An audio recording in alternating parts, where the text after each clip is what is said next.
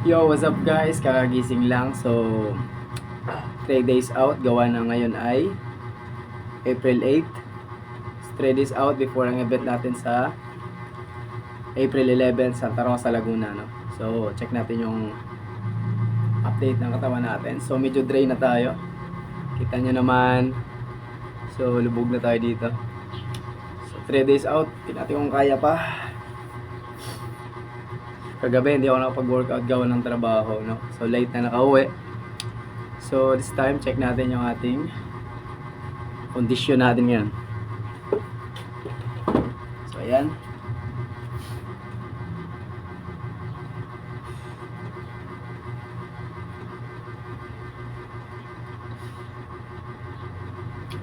Ayan guys.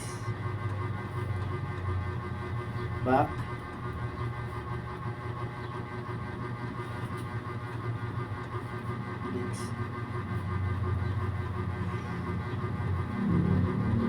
So ayan yung audition natin.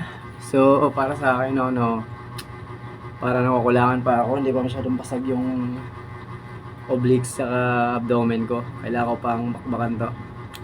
Plano ko mamaya is gym after ng trabaho, then after ng workout, heavy cardio agad para lalong bumasag yung ating babasagin natin lalo yung ating obliques and abdominal, no? So yun ang importante.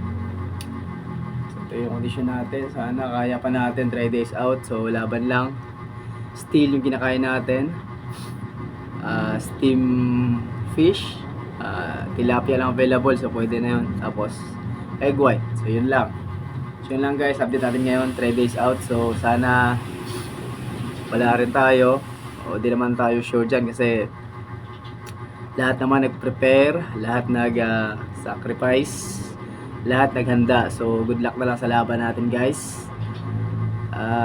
Santa Rosa, Laguna Plaza. Let's go! Laban na to guys. Good luck. Good luck. Thank you. God bless us all.